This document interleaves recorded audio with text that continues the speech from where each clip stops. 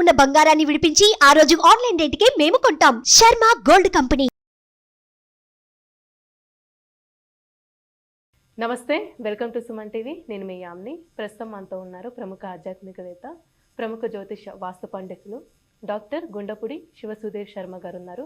గురుగారితో మాట్లాడి మనకున్న సందేహాలను అడిగి తెలుసుకుందాం. నమస్కారం గురుగారు. శ్రీమాత్రే నమః. శ్రీ గురుభ్యో నమః. గురుగారు, ముందుగా మాకు అసలు తొలి ఏకాదశి యొక్క విశిష్టత గురించి తెలియచేయండి. ఆషాఢ శుద్ధ ఏకాదశి మనం అంతమంది కూడా చెప్పుకుంటూ ఉంటాం చాలాసార్లు కూడాను. మాసాలలో 4 మాసాలు చాలా విశేషమైనటువంటివి. ఆ కా మా వై. ఆషాఢం, కార్తీకం, మాఘం, వైశాఖం.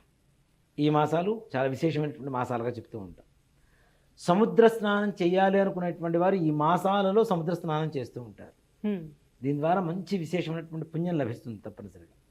అలాగే ఈ 4 మాసాలలో సముద్రానికి అత్యంతమైనటువంటి శక్తి కూడా ఉంటుంది.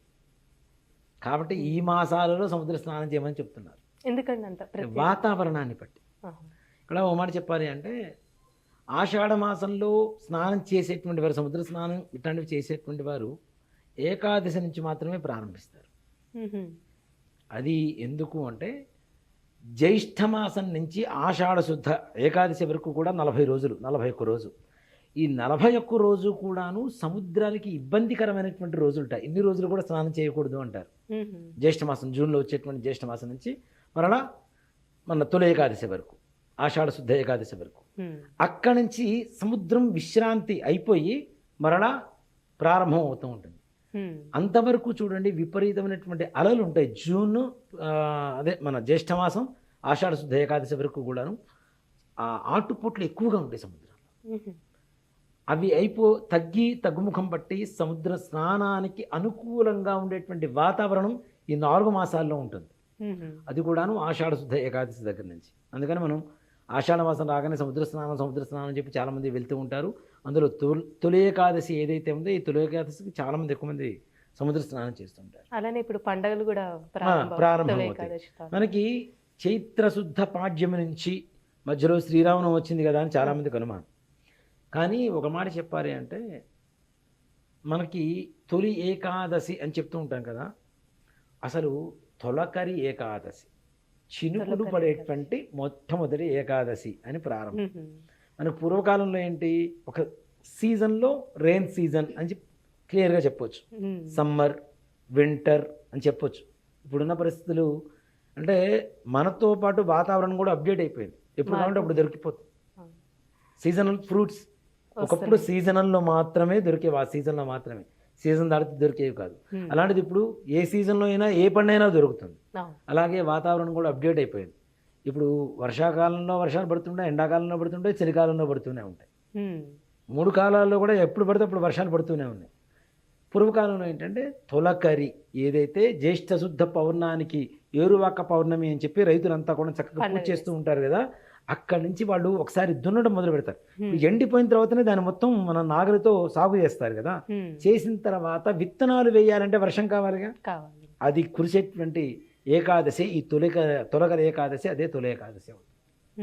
మాట చెప్పానంటే రైతులకి చాలా ముఖ్యమైనటువంటి రోజు ఈ తొలకరి. ఎప్పుడైతే ఏకాదశి రోజు చినుకులు పడుతూ ఉంటాయో అత్యంత ఆనందంగా ఉండేటువంటి వాళ్ళు ఎవరన్నా ఉన్నారు ప్రపంచంలో అంటే రైతులు.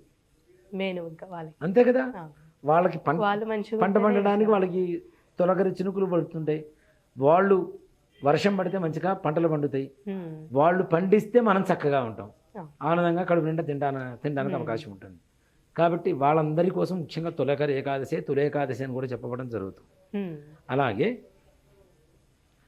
ఈ తొలి ఏకాదశి రోజున చాలామంది ఏం పూజ చేయాలి, ఏం ప్రసాదాలు పెట్టాలి, చాలామంది కూడా ఉన్నటువంటి అనుమానం. ఏకాదశి అంటే ఈ అనుమానమే లేదు, విష్ణుమూర్తి, దాంట్లో ఏమాత్రం కూడా సంశయం లేదు. చాతుర్మాస దీక్ష అని చెప్పి పీఠాధిపతులు, మఠాధిపతులు కూడా ఇప్పుడే స్టార్ట్ చేస్తారు. తొలి ఏకాదశి నుంచి మన ఆషాఢ శుద్ధ ఏకాదశి నుంచి కార్తీక శుద్ధ ఏకాదశి వరకు 4 మాసాలు వస్తుంది. ఈ 4 మాసాలని చాతుర్మాస దీక్ష అంటారు. అంటే 4 నెలలు. చతుహు అంటే 4, మాసము అంటే ఇది దీక్ష. ఈ 4 మాసాలు కూడాను వాడు పీఠంలో ఉండి పీఠాన్ని వదిలిపెట్టకుండా బయటికి వెళ్ళటం కానీ, లేదా ఎక్కడైనా ఒక చోటుకు వెళ్తే అక్కడే 4 నెలలు కూడా దీక్ష కాలం అంతా కూడా పూర్తి చేస్తూ ఉంటారు. ఈ 4 నెలలలో చేసేటువంటి ఇదేమిటి అంటే దక్షిణాయనం కూడా ప్రారంభం అవుతూ ఉంటుంది. దక్షిణాయనము అంటే పాప భీతి ఎక్కువగా కలిగేటువంటి లక్షణాలు అని చెప్పి అర్థం వస్తుంది.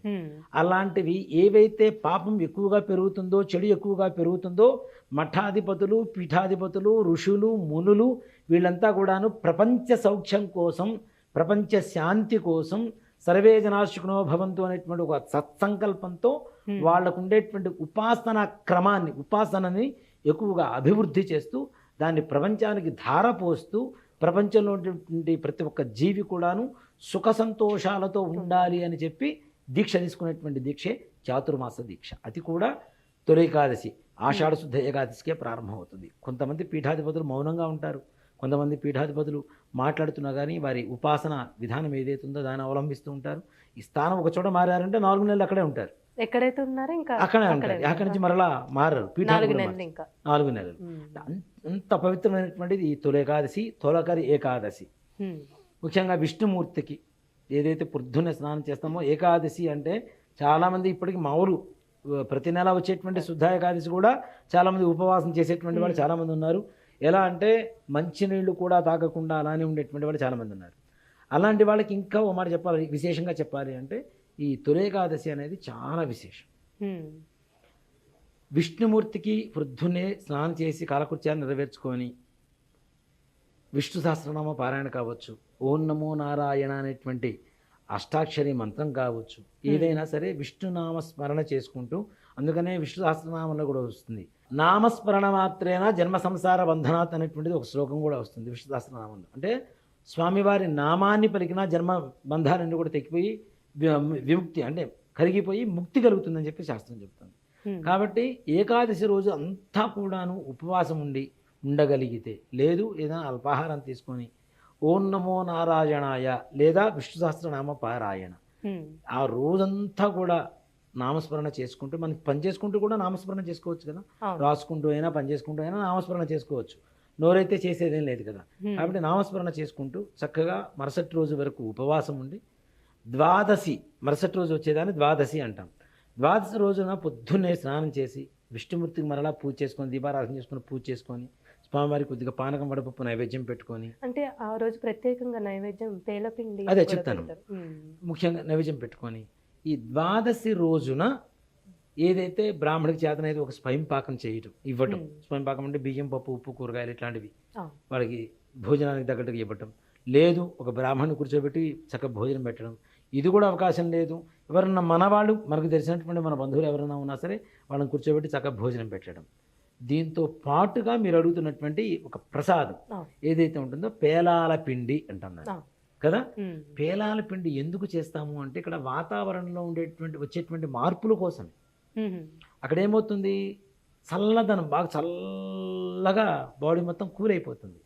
ఈ పేలాల పిండి బెల్లం కలపడం ద్వారా ఈ చల్లదనం అంటే వర్షాలు పడుతూ చల్లదనం అవుతూ ఉంటే డైజెషన్ సిస్టమ్ ఏమవుతుందో పాడైపోతుంది, ఎక్కువ తొందరగా డైజెస్ట్ అవ్వదు. ఎండాకాలం మొన్నటిదాకేమో విపరీతమైనటువంటి ఇది వేడి ఉన్నట్టుండి వర్షాలు పడిపోతూ ఉంటే వాతావరణం మారిపోతూ ఉంది, డైజెషన్ సిస్టమ్ ఎక్కడైతే పాడైపోతుందో దాన్ని బాగు చేయడం కోసం బెల్లం వేస్తాం దాంట్లో పేలాల పిండిలో. అవునా, చాలా మంది పంచదార వేస్తుంటారు కానీ బెల్లం వేయాలి.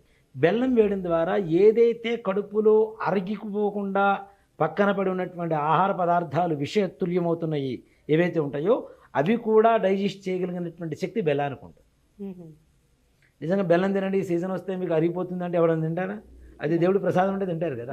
అందుకని చెప్పి ఈ పేలాల పిండిని బెల్లంతో కలిపి స్వామివారికి విష్ణుమూర్తికి అత్యంత ప్రీతికరమైనటువంటి ప్రసాదం, అది ప్రసాదం చేసి నైవేద్యం పెట్టి అది తినడం ద్వారా మన డైజెషన్ సిస్టమ్ అనేది బాగుపడుతుంది. ప్రతిదానికి ఒక సైంటిఫిక్ రీజన్ అమ్మా, లేకపోతే మన సంస్కృతి సంప్రదాయాలు మన ధర్మం అనేది ఊరికి నేను చెప్పలేదు. అవి పాటిస్తూ ఉంటే మనిషిలాగా జీవిస్తే ఏ రకమైనటువంటి రోగాలు ఉండవు, డాక్టర్లతో కూడా సంబంధం. అలానే గురుగారు ఆ రోజు తొలి ఏకాదశి రోజు ప్రత్యేకమైన మంత్రం అంటూ ఉందా?